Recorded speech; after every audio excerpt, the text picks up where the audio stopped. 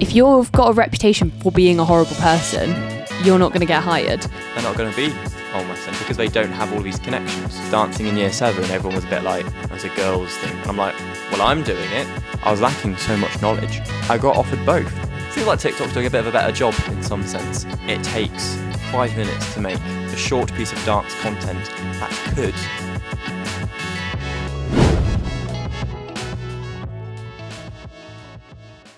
Hello everyone and welcome back to the Movement Theories podcast. Today is a little bit different. We are at prom this evening. We are indeed. In 2 hours.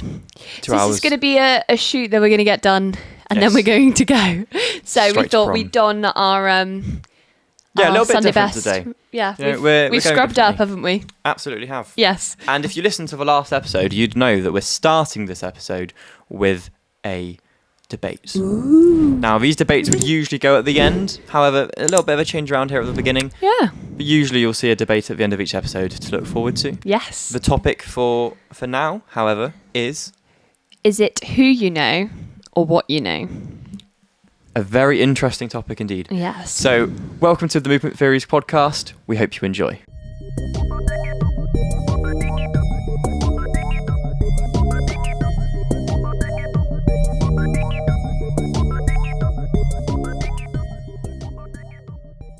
All right. Should we start with the debate? I think we should. Now, which side are we debating? So you're going to be arguing for who you know, Okay. and I'm going to be arguing for what you know. Nice. Okay, I can do that. Absolutely. good.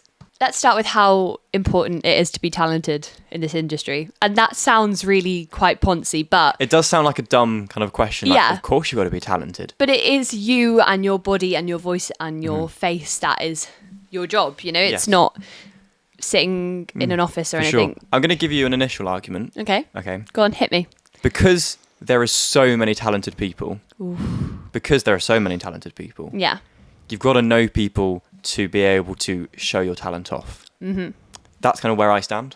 Okay. What do you think about that? I see that. I would come back on your argument there and say that, yes, there are lots and lots of incredibly talented people in this industry, but therefore I think it can afford you to be a bit more picky. I think if you have got your foot in the door, if you've somehow managed to get into a contract or have your name known to an agent or whatever, Yes. if you have a reputation, even if you know all of these like high top directors, whatever, if you've got a reputation for being a horrible person, you're not going to get hired. Whereas if you've got a reputation for being a very talented, very nice person, but you don't have all these connections, they'd probably still pick you over that. And a lot of casting, sometimes they like to have new and upcoming actors. Like we discussed in the last episode, halls, you know, the point of it is that they've cast new and upcoming actors. For sure, yeah. And it's also known that, like, often Tracy Turnblads in Hairspray are often cast as kind of new and upcoming actors. It's just kind of become a bit of a trend. See, I would say that the reputation, that's separate. That's not got nothing to do with your talent. You can have a bad reputation and yes, like, you know people and they wouldn't want to use you. But, I mean, you can have a reputation of having a bad talent, maybe, Yeah. or not being as talented. But I feel like in terms of reputation for being as you are as a person, that's completely separate to like what you know. It's true. And But people kind of who you know. aren't going to recommend you if they don't think that you're talented enough. Like, if you had all of the friends and the people high up and, you know, that's, if they recommend you to another director Sure. and you're not very good at the job, like you aren't good at it for whatever reason. But you would get more opportunities until you do land a job. Whereas Yes. these people who are very talented will then not have less opportunities and so would need to try and land that first job, like try and get the first one they get. Yeah, I think because they're going to be less. that first job is hardest to land. And I think, you know, there are opportunities such as open castings and things that you can go to. But if you are really talented and don't have an agent, Yes. it makes it a lot harder to get into the sphere. Okay, that's interesting. Yeah.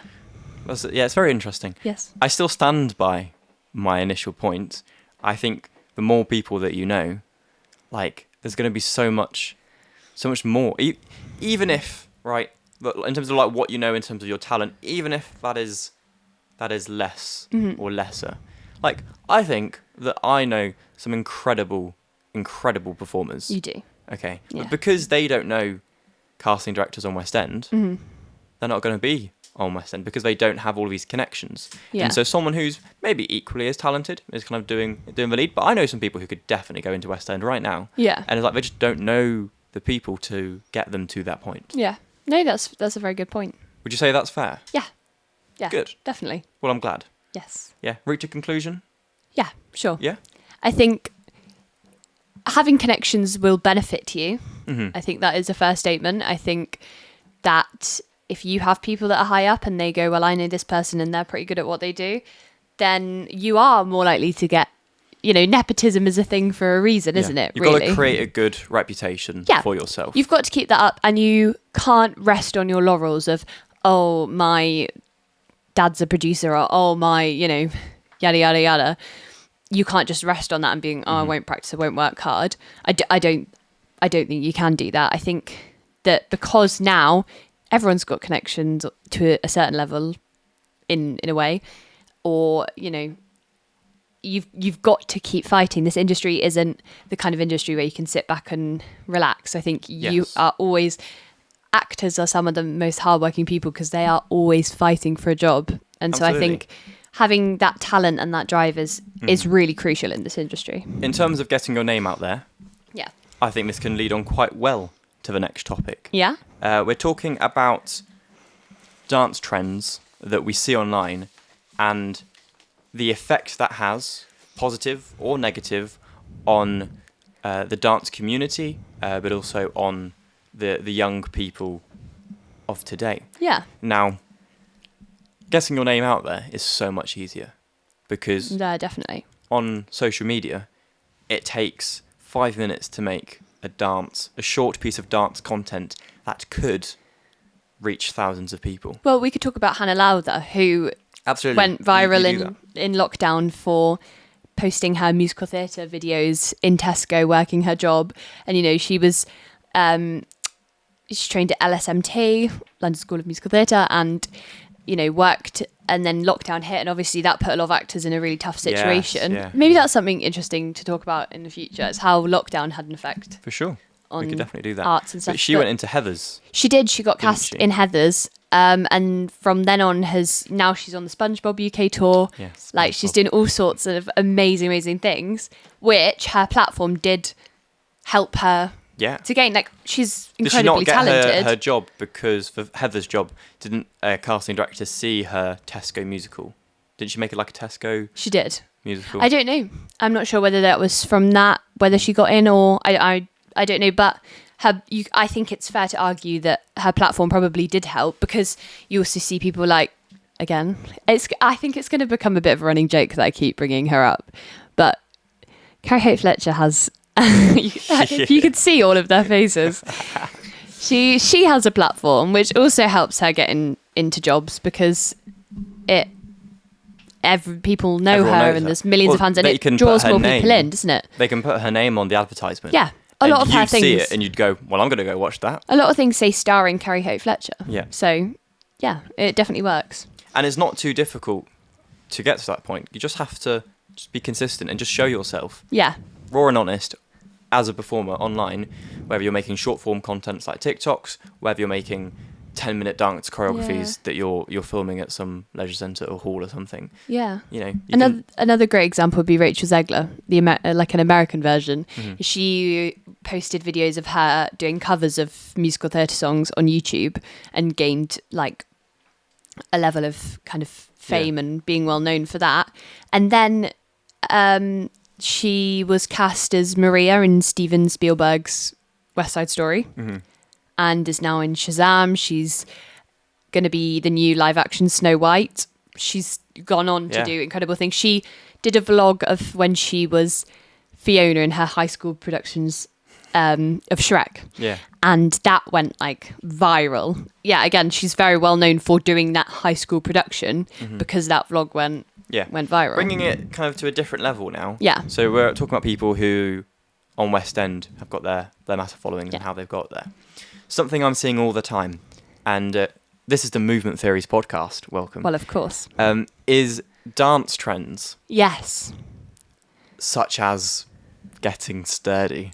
But Your I'm favourite. I'm seeing it everywhere. Our cameraman Joe is now currently getting sturdy. Maybe we need some behind the scenes footage We of should. this. But I've decided, because I wasn't sure where I stood. Yeah. Where I've stood on this. I've decided that I'm a big supporter of it. I love it. Originally, I think it's great. some of the things online that Charlie D'Amelio, Yeah. I was like, I wasn't a huge fan. But see, Me personally. I personally. see that, but I'm going to raise you. She is a professionally trained dancer. She's not just some girl making up. I wasn't a big fan Dance trends. of the dancing that I was seeing Right. because I think there are so many people out there who were posting really, like, obviously Charlie's talented. Yeah. For sure. But some of the dance that we're seeing, yes, it was accessible dance for younger people to do, but she had this spotlight on her. Mm-hmm. And I really wanted to see more people who... It's difficult. I don't want to No, say this in but like you haven't like said- a wrong way or a rude way. Yeah, you haven't said it, but I completely understand what you Yeah. mean. And that, I think you want to shine spotlight on people with more, I don't know, who are showcasing maybe different stuff or new stuff, who maybe aren't that kind of conventional celebrity person, like Yeah. showing different talents. And And so- I think that's a really good point. And so what I'm really liking seeing at the moment is like groups of friends, literally kids my age, maybe a bit older, some a bit younger, in places like Times Square or in London. Yeah. And it's just these friends. They're young. They've got a bit of dance ability, and it's them trying out dances. Yeah. And those going incredibly viral. They're not celebrities, okay, but they've been encouraged by some of the dance that we're seeing online. And actually, some of it's more advanced as well. Yeah. I'm seeing some tricks, which is really nice. And so it's a lot on TikTok, but I get all of those flooded in my Instagram reels. Yeah. Um, Have you seen I believe it's a group of Ugandan children. I have. You can order it for like a birthday message or like Yeah. And they anything. post things on Instagram and it's like them dancing. And I think that is kind of what it's all about. No, the ones I love, I saw when I was looking into Father's Day into what to get my dad. Yeah. I didn't in the end, but you could, I think it was probably a group similar or maybe the same one. Yeah. And you could order from them to do a happy birthday dancing. And so they'll print off a picture of the face of your dad or whatever that you put in. And that they hold it and then they all go like, happy Father's Day or happy birthday or whatever the event is. And then they like choreograph a little dance to do. And then they send you the video and you can I think it's really cool. I love that. It's really awesome. Those kind of things going viral, I think, is amazing because it shows kinds of dance that we wouldn't get to see otherwise. Like, to a certain extent, we don't get to see a lot of specifically Ugandan styles of dance. And so Yes. getting to see these with like young people and people celebrating their different cultures through dance trends online and it becoming a trend Yes. is amazing. I think that's awesome. I think for a while I wasn't happy with the way TikTok was going Yeah. with dance trends. I think it started to get to a point where they get really overused. I wanted to see some more creativeness, some more originality. No, definitely. And I'm starting to see lots of different people kind of create different variations. And so literally as simple as the basics of the getting sturdy, which everyone kind of knows what the premise of it is. Yeah. But I'm seeing lots of people. So there's a creator called Almighty Archer. Yeah. And they'll kind of change it around a little bit. They'll kind of throw in a few extra things. Like that kind of whole group is like they do variations of it in like whatever their ability is. So you have some people doing tricks and flips and stuff. Yeah. But they're all trying really hard. And the thing that I really like is they'll have like groups of young people around them and like they'll start the video off by going fist bumping or high fiving or whatever, and then they kind of get to the middle and then they like do this dance and you can see everyone. It's very exciting. And I think what I really like about that is that it's normalizing dancing. I think when I was dancing in year 7, everyone was a bit like, what are you doing? That's a girl's thing. And I'm like, well, I'm doing it. Like, just get over yourself. But now it's like, these really cool kind of trends that we're seeing are nice. What I want to see more is a little bit more originality. I feel like I see like the same type of video posted a lot. I'd like to see people trying to create new things. Maybe something to be encouraged. Yeah, but I think it's going down that route. I think you're right, and I think that dance trends on TikTok really kind of peaked in like 2019, 2020. Of a renegade. And through lockdown. Yeah. Got very overused though. Yeah. And so I think through lockdown, it was a way of people, you saw the same video lots of times because it was a way people were very bored and so found all sorts of things to do. And I think dancing is something that brings people a lot of joy. I think that's fair to say. And so having that it's really healthy for people as well. Yeah. You know, you're moving, you're probably going to start thinking about, to do this dance thing I need to be a bit more flexible. You start thinking about your flexibility. You get more flexible. Like, it's improving the general health of the people, because I think a lot of the time when you think of TikTok, you just think people just sat there scrolling in bed. But as soon as they start seeing these dance things, they're like, well, I want to learn that. And so what do? They get out of bed, they start trying to learn these dance things, they start thinking about like, I need to improve my flexibility, I need to do this. And that's something I found. Like, I'll be on Instagram and I'll see a trick and I'll go, I send you them all the time, don't I? Yeah, and I'm like, I want to go give that a try. Yeah. You know, see if I'm able to do it, which I think is really good. Kill me for saying this, so we'll see. But my little brothers in like... They're not watching this, Kaitlin. Shout out their name. No, I'm not. No. If they want a shout out, they can have a shout out. I was actually talking to Connor about it.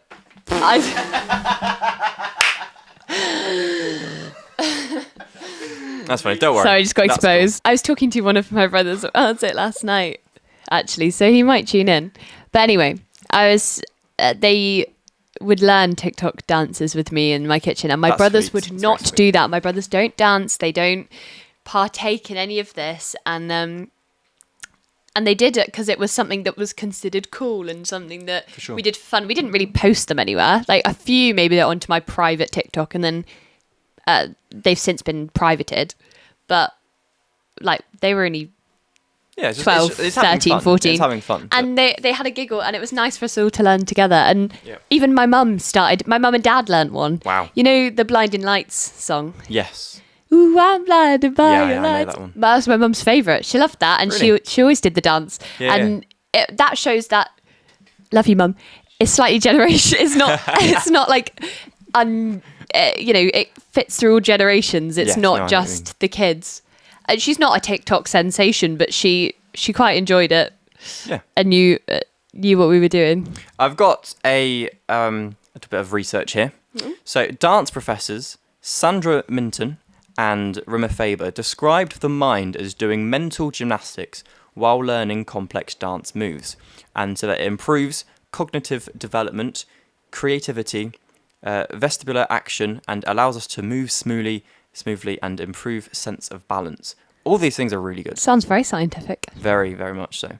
The ability to follow direction and timing and memory. All these things is what school is trying to teach us. Your memory, kind of like, I don't know, everything, your health. Seems like TikTok's doing a bit of a better job in some sense, getting people to learn dances. I think TikTok can also be quite harmful because the there's content to tends to be 7 seconds long, and if you keep consuming 7 seconds, if you scroll on TikTok and then ask someone what was the third to last video you just watched, I wouldn't be able to tell you. You wouldn't be able to tell you. So it's not creating the TikToks is probably more beneficial than actually watching the TikToks. But the problem is the people creating them want people to watch them. Well, that's how the app is designed, to make you keep scrolling. Yeah. I've put a timer on mine, so I don't. That's good. Scroll. I found myself getting lost. I don't use TikTok, but I use Instagram. Really. Yeah. And I found myself just getting lost for like an hour, and then being like, "Oh man, what?" Like, it's 6 o'clock already. I thought it was 5. Yeah, and it's really tough. And it's a very difficult thing. I don't know if it's a topic that we'd go into separately to this podcast, so you might want to touch on it a bit more now. Yeah. But to everything, there is always going to be some sort of con to the pros. definitely. And so this one is really good because it is encouraging people to dance. I think there's a whole, so many pros and cons about social media and dance in general. Like you are learning new styles of dance. You're meeting new people through dance. It creates dance communities and things through these like social media posts. But at the same time, it's quite a dangerous place, and these young people might see it and then start posting their own, and that might put them off dance completely because of the amount of hate online. Yeah. You know, it's a really dangerous thing, and that can be really sad if someone like you had posted videos when you were younger and had just been barreled with hate, you know, you might not want to. Me, generally, with just posting online, Yeah. I feel like doing a podcast like this, and the last one I used to do online in lockdown, it was a big step for me, because when I first started posting on Instagram and using social media, this like year 8, year 9, I did get a lot of hate for it. Yeah. People thought what I was doing was cringy. It was against the norm. You know, I've got messages where people were like, you shouldn't be posting that. You should delete that. And people would like screenshot my things as well and like turn them into like laughing at Josh Cambridge posts. Yeah. And that's very discouraging, because it makes you think, what am I not doing right? But actually, at the end of the day, like, online, there is no normal cool. You find your niche in the internet, don't you? You should just be posting what you enjoy. Yeah. And actually, what is norm, what is cool, is trying to get to 1,000 followers, posting the really cool things that you did with your friends, but not trying to be creative. It feels like it limits creativity. You know, it limits. But the fact that it limits that, I think, is a very, very negative thing, because you want to encourage creativity. And so I'm hoping that if you watch this podcast, and if this is something that you've been enjoying, that you feel encouraged yourself just to go out there and post. Like, in terms of the YouTube scene, I started posting 3 years ago. I made videos of me like playing video games on my iMac, and my niche was, yes, I did. It's called Gaming on an iMac. I won't let you find that. But Valorant had just come out, and so I made a video called Gaming on iMac playing Valorant, and I got 4,000 views. Yeah. I was like, this I have is great. witnessed. I'll vouch for that. I then stopped because gaming wasn't something I actually was interested in, and I just got a bit bored. And then I did another podcast during lockdown. And the thing is, you just start creating. You start learning things. What if this is what makes JMTS go viral? What if you get called back to it? Oh man, you've named out it. the name. You have. We can cut that out. No promotion. No, we can cut that out. It's fine. We can keep that in. It's fine. Sure. People can go and. I think more people need to experience JMTS. It was fun. It was good. And it kept me. It's a good little time capsule. You were only young, and there's a lot of content on there. Kept me in contact with two during lockdown of my best mates. Yeah. You know, and it was really, really nice. But I think at the end of the day, if you want to create anything, just start. Do it. You know? Don't overthink about like, how good's it going to be, or like, how are we going to do this? Just start, because I first started doing stuff when I was 15, gaming videos, and then I tried out a podcast online. It's now until I've got to this point where I went, okay, now I'm going to think and sit down about how I'm going to create. And 3 months ago, I was starting to kind of plan the kind of initial process of this, and now we've started. I mean, it'd probably be 4 months ago by the time this episode's posted, was when I kind of first started putting my idea in motion. And so now I think I'm at a point where I can spend time thinking and like planning and being a little bit more exact. But when I first, it was like I just started making things. Well, and that was just the gotta point. Start. Is you've got to enjoy it and have fun, and yeah. I think with these things, you don't know. We don't know whether this is always going to be 5 people or whether we're going to get more than that. It could go either way, and so first things first. It's for fun and for joy. Create something you're proud of. Exactly, and it's something we both feel very passionately about. And so, absolutely. If we're happy to post it, and if you don't like it, you can move on and watch something else. Like, no one's asking you to stay here. Yeah, sassy clip. Bit of sass. But I don't think there's any point in hiding yourself or what you want to share with the world, for sure. Because you're nervous of what people might think. Because there are probably hundreds, maybe even thousands of people that agree and are interested in what just little old us has to say, you know? It's true. And everyone's got to start somewhere. And so we're starting sat in this little setup and in my bedroom. Exactly. Yeah. And so we've all got to start somewhere. Absolutely. And JMT, sorry. It's okay. We can say JMTS. was my old JMTS podcast. was the starting blocks for you, and you was. wouldn't be here today without it, to be Yeah. fair.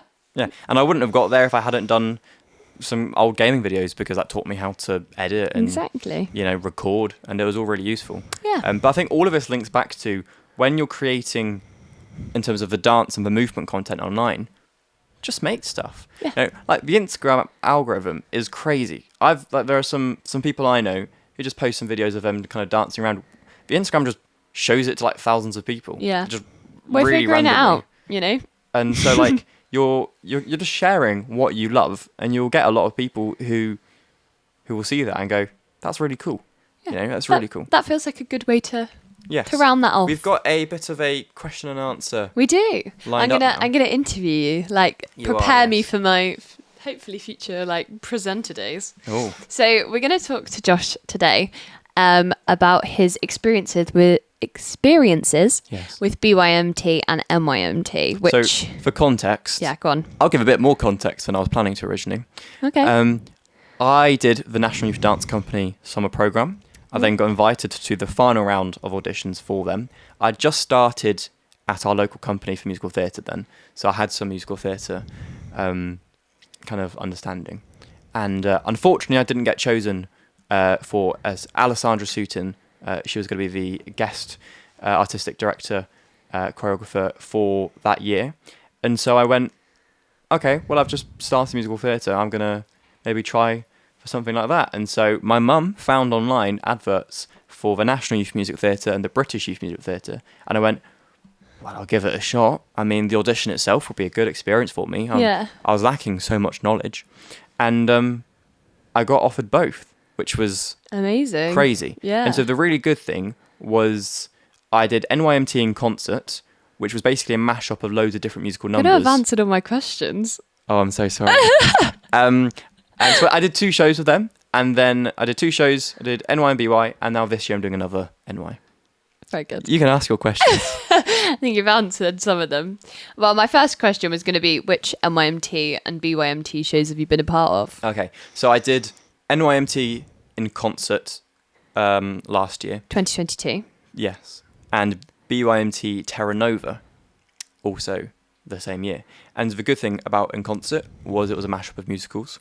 And so it's exposed me, hopefully I'm not intruding on questions. No. It You're all good. exposed me to a variety of musicals because I was still learning. I hadn't watched Hamilton by that point. I got Hamilton and Phantom of the Opera confused In the middle of a rehearsal. in the middle of one of our local rehearsals. There's like the reason behind that was I got asked where Masquerade was from, and one of the girls was going, and I just took it as Hamilton. And I mean, You could see Cameraman Joe's face right now. I recognise the name Hamilton, so that's why. I've since But watched. I've educated you, haven't I? I have been Did you educated. not recognise the name Phantom of the Opera? I did, but I hadn't watched it. I've only actually watched part 1, like the first half, so I haven't watched the whole thing yet. Shameful. I know. Okay, and so this year, which MYMT show are you doing? I'm doing The Boy Who Sailed the Ocean on an Just like a little armchair, Easter egg under which here. the book of that is right Part of here. the set. Wait, hold that up again. Ta-da! I've got a very shaky hand. What I find has been really nice is the 2 full shows that I've done have been original musicals, which I think is a really nice way of introducing me to the industry, because if I went straight in with some, I don't know, just anything that's been set, like Yeah, it's a much harder thing to kind of hold up to. and actually the way I look at it is I've done some full shows. I've done Joseph and Wizard of Oz and Addams Family, Yeah. and they were really, really fun. But I really enjoy the originality in musicals, especially because both of them have been quite contemporary, physical theatre. Yeah. Like, that's what my background was in, so those shows were perfect for Yeah, me. amazing. Okay, I was going to say, could you tell us about the audition processes, just, for people who might want to audition for Yeah. those shows? So Or those BYMT was just one round of auditions. That was together, didn't we? We did that together. Yes, you got offered. I was 2 offered shows from them. Yes, I was offered. I can't remember the name of it, but it was a show about a roller derby. But I couldn't make the dates of it, and then I was offered Educating Yorkshire. Yeah. But I turned them down because they are quite expensive. But we'll get on to that. We have that a future question. Yes. Good. 'Cause I've got lots to say about that. Yes. That aspect. Anyway, tell us about your audition process. Yeah. So BYMT was, again, for me, it was quite scary because it wasn't something I was used to. However, it still felt, in terms of like the dance was in my comfort zone. It wasn't some like big jazz, which I was expecting. It was more contemporary. They did it to the music from Infra, which I'd studied at GCSE. So I was like, well, I can vibe with this music, absolutely. And then like the singing was fine. I'm not a singer, but I can hold myself. And the acting was it was okay. And so yeah, they offered me Terra Nova, and it was nice. We went to Cardiff for that one. We did. And it wasn't too long, a couple hours. Yeah, it was really nice. It was very like workshop kind of vibe. So there was Yeah. not a lot of pressure. I've follow some of the people we met on Instagram because they were lovely, and we all kind of got to know each other, did some dancing, some singing, some acting, played some games. It was very like they still were sitting there and kind of observing. But they wanted to like you. get to know us a little bit more. Yeah, it was very personable, which was really Yeah. nice. And then NYMT, for both of them, the first round I did online. Yeah, So that was like a self-tape. yeah. And then for the first year I got COVID during my second round audition. Yeah. And also there was like a storm, and so the trains were shut forgot down. about So I that. couldn't go to the first round audition in London. So I just sent another self-tape off with COVID, with a croaky. I just tried as best as I You can. did amazing. And they offered me the concert, which was great. I was like, I've got something. yeah, you know. that's insane. The second time round, I did get to go to the second round audition, and the vibe is a lot different from BYMT. Really? I'd say most people there were older. I was getting like uni student vibes from most of the people. Oh, Lots right. of them. I mean, because quite a few people there I was friends with from my previous year, and some of them all are at uni and drama school and stuff. So lots of people 18 plus. It is a bit of an older demographic. However, the show that I was auditioning for, I got 2 recalls. So I did Boy Who Saw the Ocean in an Armchair, and I did Merrily We Roll Along. The Ocean in the Armchair was my favourite recall because it felt more fun. It felt more experimental. It felt You really more like the kind of creative team. Yes. And I like the creative team. It was a creative process, the audition itself. Yeah. Very contemporary, very physical theatre, frantic assembly vibes. If you'd like to go and watch, it's at the Leicester Curve. And if you'd like to go and watch in August, I don't know the dates. Spoiler alert! Josh got in. I got in. You won that audition. However, I didn't get into Merrily Roll Along, which I think is absolutely fair because everyone there was so much older and were really good at acting. And I was like, hold on, where's the dance number? There wasn't a dance number, which obviously there wouldn't be. But like my mind is just like, I want to move, I want to dance. So I did a couple acting like duologues, and they just stuck us with some person who learnt the other part. And then we did our solos. And it was cool, but for me, musical theatre, I am obsessed with moving, with movement. Not necessarily kind of jazz and tap, which I'm going on to learn. Yeah. However, just moving your body in creative ways, I really love. Yeah. And so I've been very lucky with the shows that they were doing because it suits me super well. I don't know if you want to talk about this, so you can cut it out if you don't like. But your Ocean Armchair one, you didn't initially expect, did you? You got Yes, no, that's fine. We can definitely keep that in. yeah. So I ended up being on the waiting list for that one. And so I got an email saying that I didn't get in, just full stop. And I didn't know I was on the waiting list. And then, thankfully, someone dropped out, couldn't make it. And I got an email saying, hey, you were on the waiting list. One of the cast members has decided to drop out, and we'd love you to kind of join us in this process. We were just watching a film, and then the email pinged. We were on Netflix, and we were looking at something. We ended up going with LAG, which I'm really glad that we got distracted from. That needed to end because I'd not seen it. Wasn't was bad. I'm embarrassed that we're admitting to watching that. Yeah. We were, But we what, got the 5 minutes notification. in? Five minutes in. I don't want to talk about it, We got the okay. notification and we were like, oh, yes, good. Let's move away from... We actually got up, screamed a bit. I think we might have Yeah. frightened your parents. Yeah. I think you realised first what it was. I did. I've got bad eyesight. I couldn't really tell. I just saw some email and you went, oh my God. And I went, What is Yeah, that? I read MYMT casting or something. Yeah, but I was fairly set on the fact that I didn't get anything. I sat- didn't go for BYMT this year. I decided to choose between the two. And so it was quite last minute that I went, you know what, I'll go for NYMT. And I was devastated because I loved the audition and it was my favourite. And like, still in my head, like, I am very new to musical theatre. Like, at the time of audition, like a year and a half, I wasn't super experienced. So it was fair enough because there are so many people out there who definitely could have done such a very good job on it. But for me, I was just lucky because I made it onto the waiting list. But actually now I am there, I've really flourished and I feel like I really add value to the cast. So Amazing. Well, we've covered my next one about how you found out about them, is that your mum found them online and then yes. signed up to the you that way. advertising. So that's okay. My next question is kind of what we touched on earlier about, was it worth the cost? So I'm biased because I haven't spent a penny. You're very lucky. Yeah. Yes. If I had to spend my own money, which I guess if I'm going to think I about think it you should from give the this way- context of why you haven't spent any of your money. Oh, so I applied to funding, basically.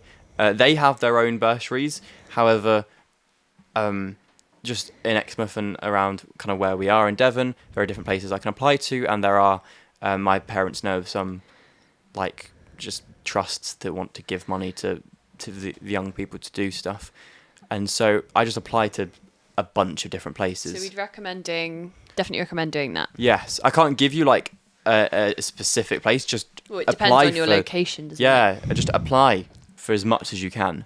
And if that means going to meetings or writing up, like, I mean, if you've got a CV or personal statement already, that's probably quite helpful, but just Yeah. apply to a ton because they're quite costly. And I've been very lucky. I found out earlier today that, was it today? Yeah. That I got the full amount for this year. Yesterday. Was it yesterday? Yeah. Time is like, I'm really It's struggling. at the moment. broken. Yeah. Yeah. And so I was lucky. But if I had to think about it from not having the funding, that's an interesting one. Yeah. I think in concerts, in terms of what you get, in concert was shorter. We only did 1 week and we only had one performance. And so I think because we only had one performance, I'm going to say no. I'm Yeah. going to say if they gave us a whole week of performing, then yes. The We only did one, so no.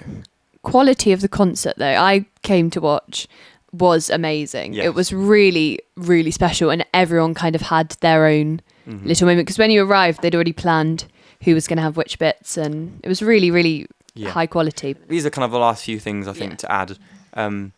But in terms of value, BYMT you got 2 weeks, and then you did like 3 or 4 shows at the end. NYMT in concert we had 1 week with 1 show, and it worked out that the BYMT in terms of weekly price Yeah. was cheaper than NYMT. So that was a good statistic. However, now I'm doing the full show. I've got 3 weeks with NYMT for the same price as the BYMT 2 weeks. Yeah. I've had a week in Easter of rehearsals, a week in August, and then a week of performances at Leicester Curve. And so I'd say just in terms of what you get for your money, it's harder to get into NYMT because they do less shows, but have equally the amount of people applying.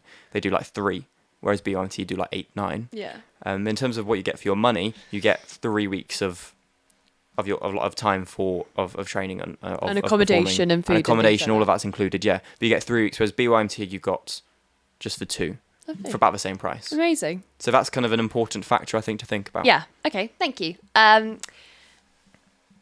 Just a few very brief highlights Yes, of course. of the two of them, and it might, convince some people to audition. Yeah, you get to meet so many people.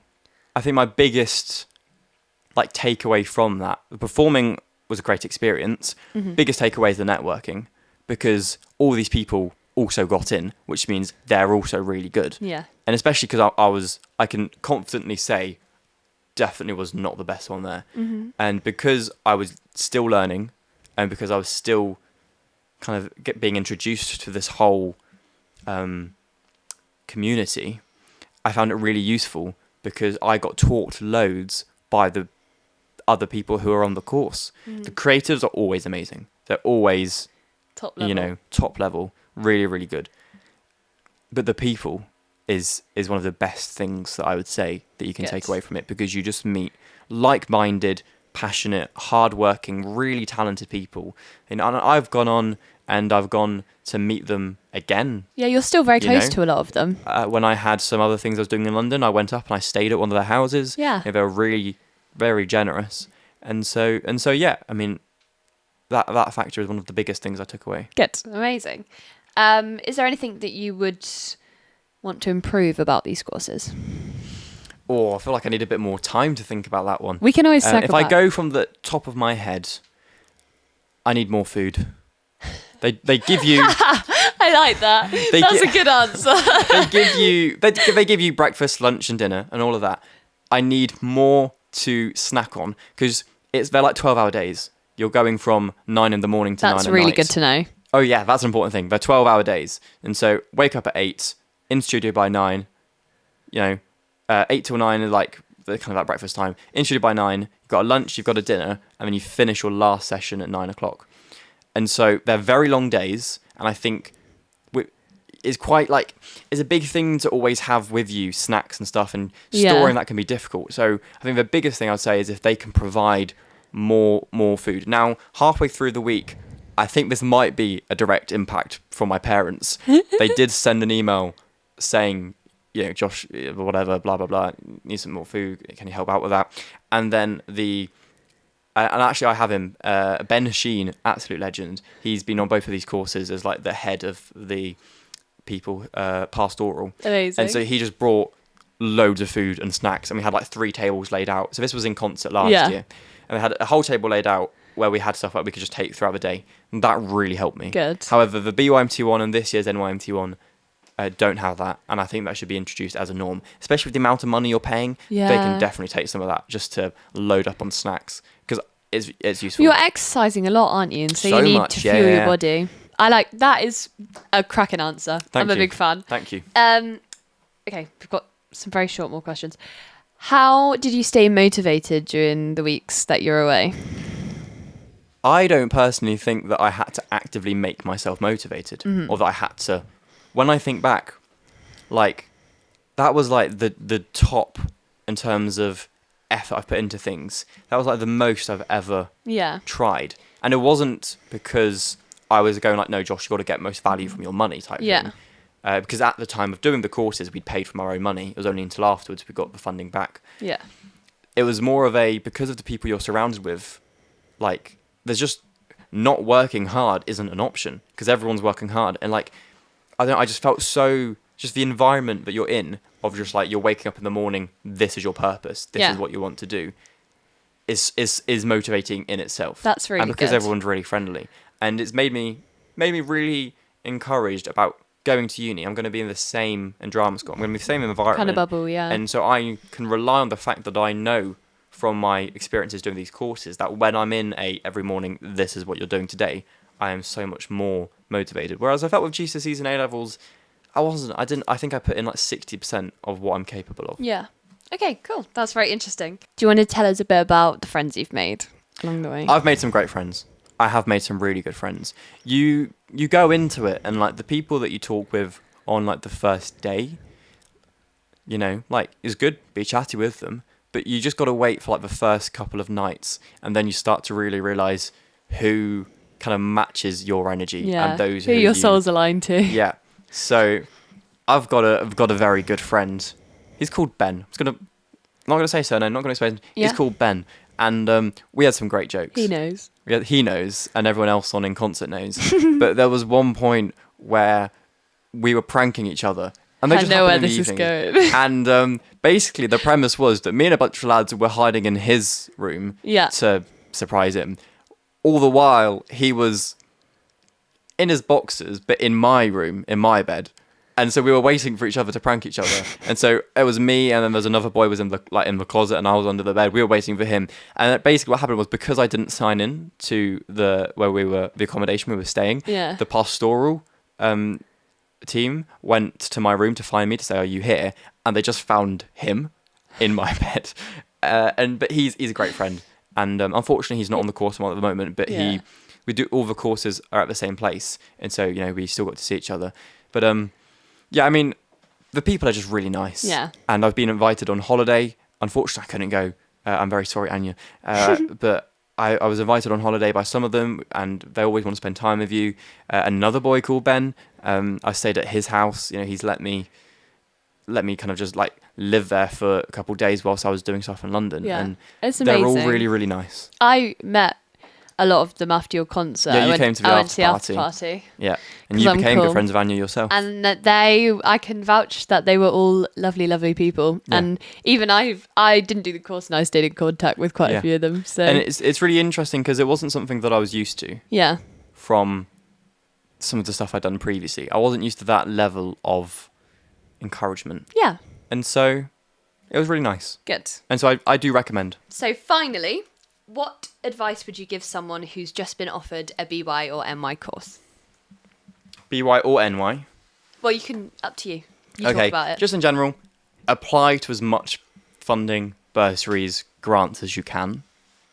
Okay. But also, if you want to try and get in contact with people beforehand, don't stress. Yeah. Once you're there, just be confident, be yourself, and you'll soon start to meet all these people and become friends with all these people. And I feel like a lot of people can worry beforehand. They're like, oh, I want to make sure that I can try and get in contact with these people beforehand and make friends beforehand. You don't need to. Really don't need to. You're about to live with these people for 2 weeks. You'll get to know each That's other. perfectly fine. But also, I think, be proud of yourself. Good. If you get offered a place, definitely be proud of yourself. And even like NYMT, if you get a recall, that is, I think, as impressive as getting onto BYMT shows. Getting onto an NYMT main show is just if you fit that show. Yeah, I didn't. But, When I applied for NYMT, I didn't even get a recall. but some people, and they use this story all the times, Yeah. some people won't get recall for their first 3 attempts, 3 years, and they'll go into getting the lead. Like Holly Ann Hull, who's currently Christine Daae in Phantom of the Opera. I think that might be Josh's favourite show. I think that might be an example of someone they've used. No, we've had this conversation ourselves. So as a way of wrapping up, just be proud of yourself. And work hard. And work It's going to be hard work. Don't be discouraged if you don't. You can always Apply again next year. apply again next year. Lovely. Well, thank you very much for letting me interview you. That's okay. We've been the Movement Theories podcast. We have. I hope you've enjoyed, and we will see you next week. Goodbye. Bye.